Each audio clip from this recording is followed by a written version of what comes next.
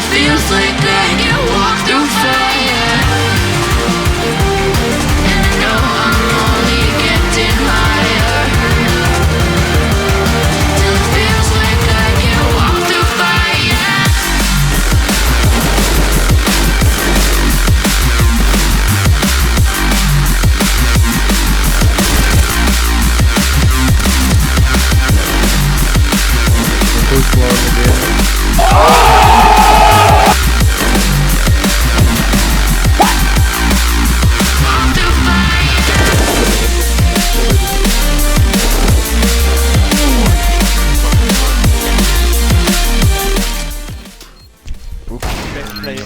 I told you that was hot, WookiE. Yo.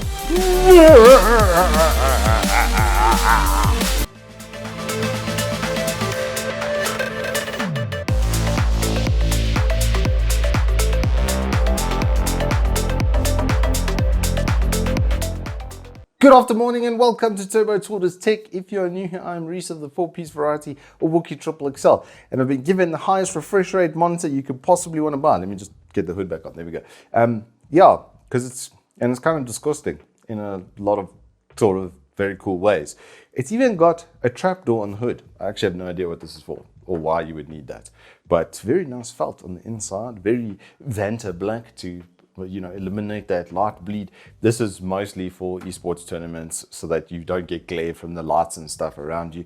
But it's nice to have, and it's nice that it's there, because for people that are going to esports tournaments or that are setting up and running esports tournaments, that's going to be just a nice thing to have for your competitors so that they can focus into their environment and do not have lights and everything beaming at them. The hood is going to just prevent all of that screen glare. And if you're at home and you have an environment where you get screen glare from your window, etc., then you can hood your monitor and eliminate that. Pretty clever. But like I said, it's a little bit cumbersome. It does just attach by witchcraft. It literally just pulls off like that. There is a little frame lip inside over here, and like I said, velvety interior and stuff. Obviously, quite a bit of a dust hazard for this material, so do expect to have a microfiber cloth on hand to keep that clean. But now moving on to this crazy monitor itself, let's talk about the package contents and the physical setup. So starting from the bottom, it's a good place to start. The frame itself is full aluminium. The neck is also full aluminium. This is one of the heavier 24s I've ever used. It is quite a hefty boy. Even with one arm I'm struggling a little bit. Nice handle on the top here though for carrying it around. Definitely a consideration once again for esports tournaments. Full periscope neck as well with one of the stiffest springs systems I've ever felt. I thought I was going to break it when I was just trying to pull it off of the top here. I didn't think it had a periscope neck initially because of how stiff this is. A nice thing as well is there's an internal ratchet in it, so you can hear it there as I'm going up and down. So you can know from the top, okay, my position that I like is 3 ratchets down from there, for instance, and it's going to be very easy for you to set up when you get to a new location. It's got tilt and swivel as well. Not the most tilt I've ever seen, but it's enough that it's going to get the job done. Actually, it is quite a bit. That's probably going through about 50 to 60 degrees. And it goes one way more than the other. So you'll notice as I push it right hand side, it doesn't go quite as far as it does left. It's probably about 2 or 3 degrees more over to this side, which is exactly the setup for most right-handers in the esports intimacy position. So they're going to set the monitor as far across like that as possible, and then they're going to try and turn it straight on like that so that the keyboard can sit here, and then the mouse has all of this space on the other side. And the chances of you then hitting on the inside over there, much lower than if you were sitting with it straight on. It is attached at the back via a clip-in, clip-out system. I can literally, while it's on this frame, it's so easy to get it out of here. You can literally just push a button and there you can see it's released from the frame. So very easy for you to take it off and put it back on. So once again, for traveling and events, this is very considerate of that. I can kind of see this being on a lot of tables for CSGO at the next sort of event, right? Now, while the back of the monitor was on screen, some of you may have noticed a tiny little sensor up here on the top left. That's actually for auto brightness. It's actually got a light sensor built in, and it will adjust the 450 nits worth of typical brightness across the monitor.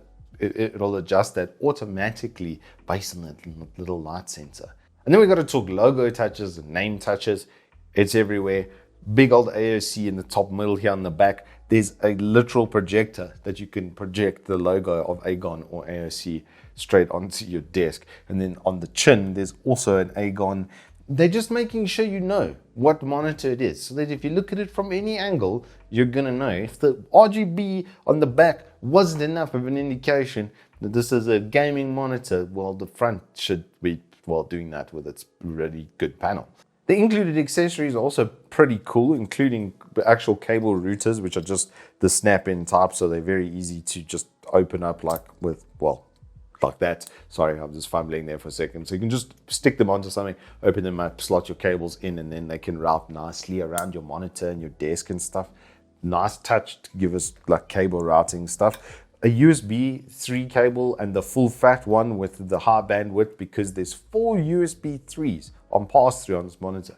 They're not the easiest to reach, but thanks to the periscope neck and the tilt or the swivel, you can literally just do one of these. Oh, wrong way. There we go. You literally just do one of those, and then you're going to have access to the ports on the bottom over there to be able to connect in your various USBs and other connections. You've got 2 HDMIs, 2.0s as well. They can do up to 240 Hertz at 1080p, and then your display port you're going to need for your 360. Another nice thing about those HDMIs though is they are console certified for 120 Hertz. So if you've got a console and a gaming PC, then you can do 1080p 120 Hertz on this monitor. It's also got some audio pass-throughs, which is kind of cool. There's a 3.5mm jack, so you won't need to then connect, well, you've got the USBs and 3.5s, whatever your headset is, you can connect it straight into the monitor. It does have a pass-through as well for the microphone, so you can input your microphone in through the monitor and output your audio back through the sound card. I'm assuming, well, it's probably using the same thing as what HDMI would use as far as COM goes. We know DisplayPort can do that. I've actually, when I was playing on it this morning, or in the videos that you saw of me playing on it earlier, I was using the actual onboard speaker because I didn't want to bring my headphones over and plug them in. Like I said, the included kits and cables is pretty cool. One of the cooler things though has to be this dial and how easy AOC is making it to control the monitor and get what you want out of it. So with this little pocket sort of puck dial, you can store 3 profiles, quick switch profiles onto it. You can access the normal menu and move around on the OSD on the screen. And then it's got, well, back and OK and all of the OSD screen functions. But just having those stored profiles was super, super useful. Because when I play CS, I want it to be bright and very heavily contrasted at the same time. So when people peek, their models really stand out because of that high contrasting, making them easier to see and easier to then hit. But when I'm just chilling and I'm reading something on the web, I don't want that 4000 nits brightness, 450 nits brightness in my face. I don't want that. So then I can just hit a button and it's going to drop it back down to 300, which is where I set it for where I'm reading and stuff. I generally don't like to have lights on. I've got a bit of a light sensitivity life. So yeah, the reading in the dark is just, well, better. The only thing that confuses me about this is the connector.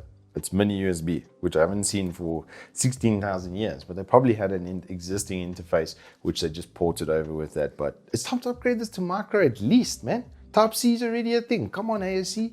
I really like all the add-ons. I really like that there's easy to access software. The OSD itself is pretty damn good. The joystick on the back here, I have to say, kind of sucks. It's really not nice, especially when there's this option. You can ignore the joystick. So this is way better. This is by far the best screen control I've used for any of these attached ones. The fact that I can just store profiles on there, click a button and switch to that profile is absolutely mint. And that is a nice little segue into the panel and the performance. So the spec of the panel, it's IPS, it's very fast IPS, 360 Hertz maximum, as we've said, true 1 millisecond gray to gray. I can tell from the response rate of the monitor. 1080p. Not the best pixel density, right? But 1080p is still the place where you get the best frame rate. The only game that I can, even with my 2070 Super and 5900X, the only game where I get anything like that consistently is CSGO. And that's exactly what this has been made for, is high level FPS environments. So like think Rainbow Six Siege, where you can get 300 FPS depending on your rig. CS, where you can actually get 400 or 500 FPS depending on your setup. Even a good mid-range PC with a powerful GPU and a good single core performance processor is gonna get really good frame rates in CSGO. That's exactly the environment that this has been made for.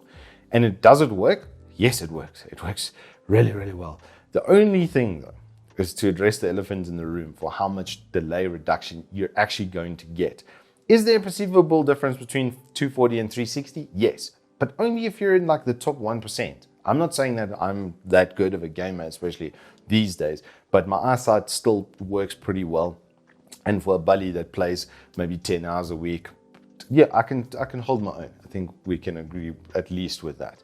And my experience of using this is like going from the 240 to the 360, it's just really smooth. 120 to 240 is like 3 times the amount of delay and input reduction removal that you will get from going from 120 to 240 compared from going to 240 to 360. It's the same interval, but it's 3 times the effect. So this is really where diminishing returns start to impact. The color reproduction as well does lend itself a little bit to crossover environment. It's 100% of sRGB in Adobe, so it is pretty, or 110%, it is pretty good on that. DCI-P3 was in the 80s, if I remember correctly. I'll show you the exact amounts on the screen. So it's not gonna really cross over between the two environments that much, but I think if you're buying a 360 Hertz, it's kind of single purpose, and with it being as good as it is, it's still really, really nice in color reproduction. Once again though, HDR, bit of a letdown. I did use this in HDR mode, and honestly I feel like I could color grade the panel better than what the HDR was giving me for what I want, at least color reproduction, which is very high contrasting and vibrancy. I feel like I can get a better result than what the HDR does put out. And this is one of those instances where the HDR just wasn't, it's not that it is underwhelming. It's not the best I've ever seen. A lot of the new HDRs, there's literally been one panel that I've used in my history of using HDR where I've been like, oh my word, this is amazing.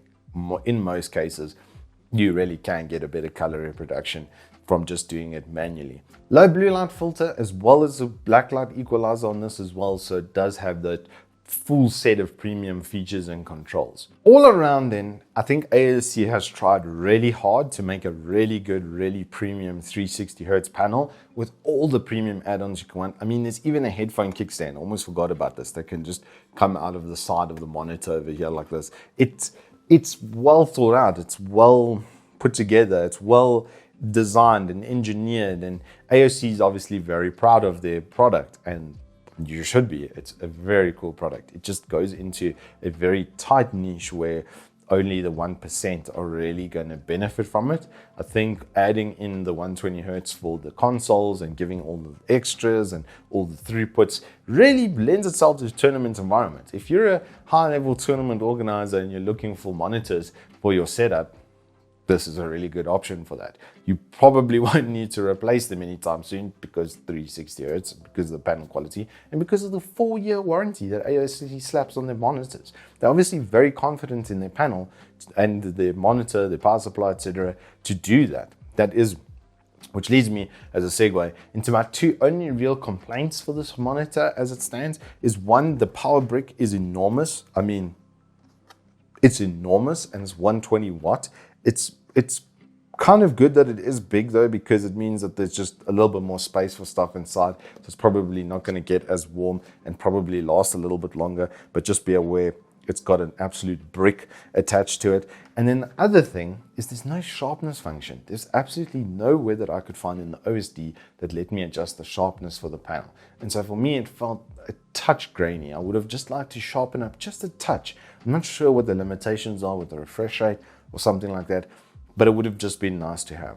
Everything else is so well catered for. The OSD is great. It's really, really good. Anywho, that is all I have for you on the AOC Agon. It is a lot of fun. It is also a very premium experience. I don't see this being a good purchase for everybody, but in that 1%, if you need it and you need a good 360 Hertz panel, these are actually available at Evetech. CSGO boys, I'm looking at you. I want to see some 360 Hertz shots that are like a bit sus, because your input delay is basically non-existent. It's kind of great. Anywho, that is all I have for you in this review. If you have enjoyed it, please do hit us up with a like and subscribe. And I will see you flicking heads on the flip side.